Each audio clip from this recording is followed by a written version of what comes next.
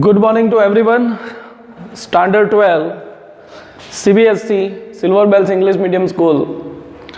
Warmly welcomes to Standard 12 students. So here chapter number 9 already we have started. तो second part is 9.2 का जो है वो plant breeding है. The second part is plant breeding. Okay. So what is plant breeding? तो plant का जो breeding करते हैं, while we are the breeding the plant with the different hybrid varieties to be produced, which yielding the crop and production of the crop. That is the main priority of the plant breeding. पहले animal husbandry में how to rear and how to increase the biomass of animals, उसके बारे में बात हो रही थी. अभी बायोमास ऑफ प्लांट के बारे में बात होगी. Okay, so we all heard about word green revolution in India.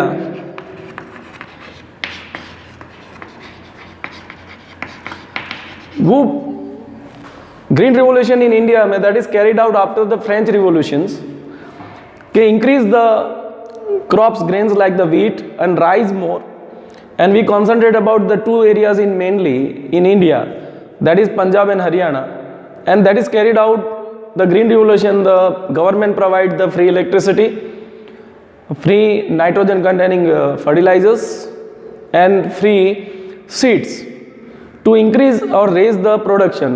तो green revolution की वजह से in India maximum जो crop हमने लिया वो कितना मिला हमको कि जो production था वो wheat का वो production 4 times बढ़ गया, 4 to 7 times. But day by day right now the raises of population, right now we having the population is around 137 crores in India.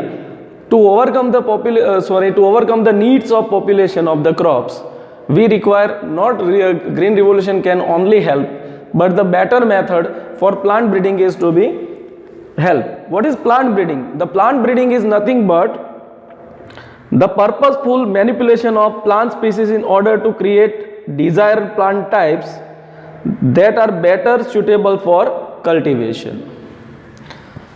So it is nothing but the manipulation of better crops for cultivation.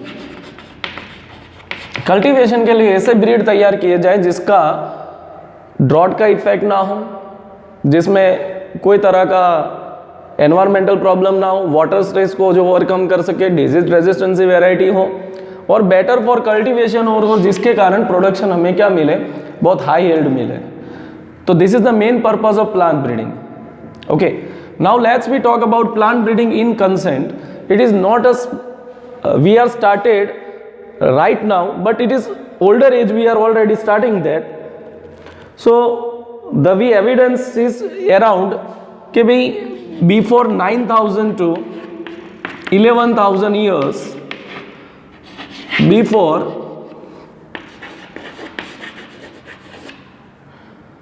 जो date है उसके hybridisation के नमूने, the date breeding and hybridisation we are noticed.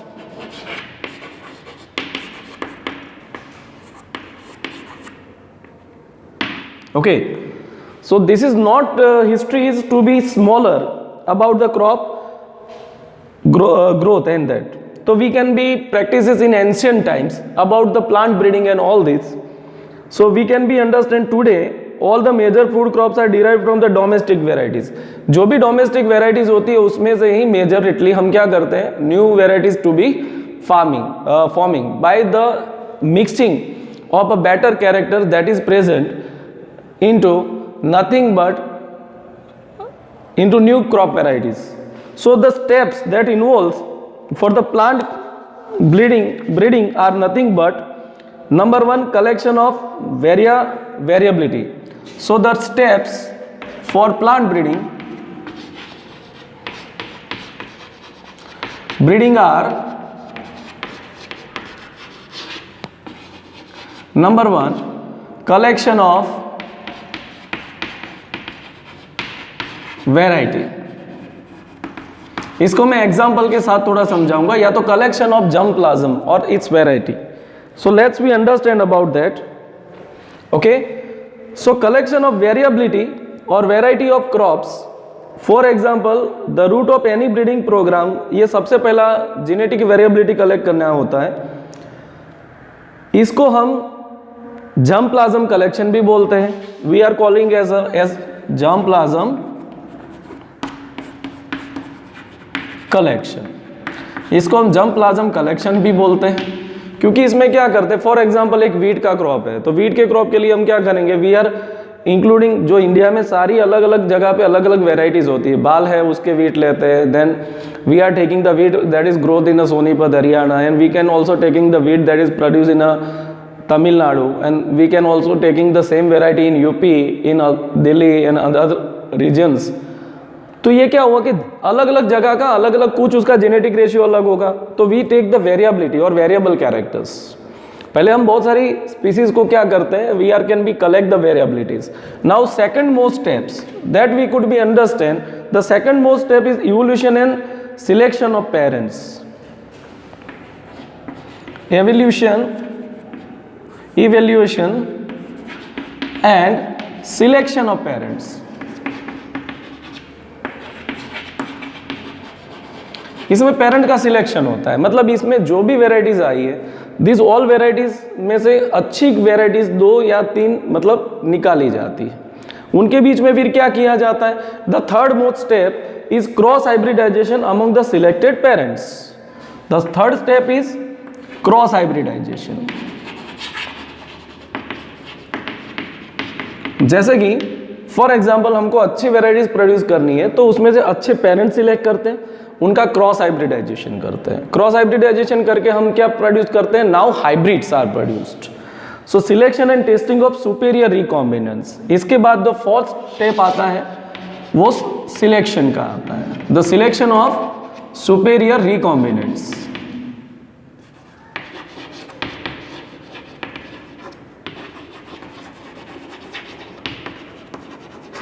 तो जो superior recombinants है उसका हम मिक्सअप करते हैं, मतलब देखते हैं कि which are the superior recombinants, and after the superior recombinants we find the hybrid into certain generations, then we can produce testing, we can make the testing, then selling the seeds. यही procedure होती है to produce to carried out plant breeding. पहले तो germplasm selection किया जाता है, उसके बाद उसका एवोल्यूशन से पेरेंट्स निकाले जाते हैं, पेरेंट्स निकालने के बाद उसका क्रॉस हाइब्रिड करा के जो वेराइटी है उसका एवोल्यूशन एंड उसमें से अच्छे सिलेक्टेड रिकॉम्बिनेंट लिए जाते हैं। 1 2 3 4 5 जनरेशन तक उसको देखा जाता है, देखने के बाद उसके सीड जो लिए जाते हैं और सीड मार्केट में बेचते हैं। फॉर एग्जाम्पल आप जाओ कि भाई जो मतलब जो शॉप्स होते हैं जनरली, एंड जो सीड प्रोवाइडिंग फैक्ट्रीज होती है, that providing seeds by testing and selling the seeds, ताकि क्रॉप लॉस ना हो जाए। क्रॉप कोई लॉस होने के चांसेस इसीलिए नहीं होते क्योंकि this transfer into all this steps. So this is the steps of plant breeding, is generally we can be shown in that. Okay, so let's we talk about certain points that is given in a page number 172. If you are seeing that in page number 172 you will be find the India in agricultural India कौन सी है, India की major economies depend on agriculture and account for approximately 33% of India GDP is directly, कहाँ से आती है ये point underline करना, page number 172 पर है। तो 62% इंडिया की जो 33% जीडीपी है वो कहाँ से आती है, एग्रीकल्चर से आती है, and employs nearly 62% of population. और जनरली 62% जो पॉपुलेशन हो डायरेक्टली और indirectly it is depend on agriculture prospectus and agriculture industries. So let's we talk about the history certain points. The development of several high yield of varieties of wheat and rice in a mid 1960s are carried out। कि middle of 1960s में से बहुत सारी varieties carried out हुई है wheat की और rice की, और इस फेज को हम बोलते हैं ग्रीन रिवोल्यूशन फेज, जहाँ पे लगभग जो व्हीट का ग्रो प्रोडक्शन है वो लगभग हाई यील्ड किया गया है। Now see this is the variety diagram हमको दिए हुए हैं। तो सोनालिका जो वेराइटी है फॉर वीट है, गार्डन पीस की वेराइटी है P1542, और ए डायग्राम में जो मेज है, जो अमेरिकन मकई और वो होती है, वो नई वेराइटीज है। तो वो वेराइटी के photograph that is given in a text book in page number 172। Okay, now wheat and rice. तो during the period 1960 to 2000 wheat production increased 11 million tons to 75 million tons। मतलब कि जो था 1960 में उससे 10 गुना ज़्यादा ही समझ लो आप, 7 times more। While the rice production in India that is around 35 million tons to 89.5 million tons। Okay, this was due to the development of semi-dwarf varieties। जो सेमी ड्वार्फ है, मतलब बहुत छोटे भी नहीं और बहुत बड़े भी नहीं, वीट एंड राइस, उसकी वेराइटी से वो हुआ है। And that is around Norman E Borlaug as a international center of wheat and maize improved in Mexico. ये वेराइटी रसिया में, मैक्सिको में रिसर्च साइंटिस्टों ने डेवलप की थी। अब develop semi dwarf wheat in 1963 the several varieties such as Sonalika and Kalyan Sona, जो India में है वो हाई यील्डिंग जो डिजीज रेजिस्टेंस वेराइटी है वो इंडिया में पाई जाती है, तो इंडिया में प्रोड्यूस की गई है। जनरली जो वीट है, राइस इंडिया का है, बट जो वीट है it is mainly derived from Turkey.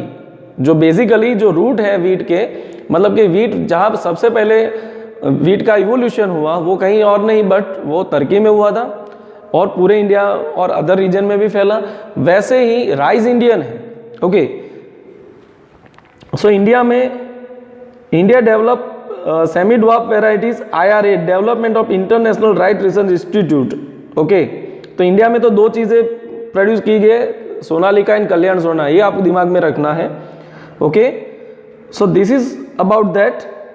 And the derivatives were introduce in 1966।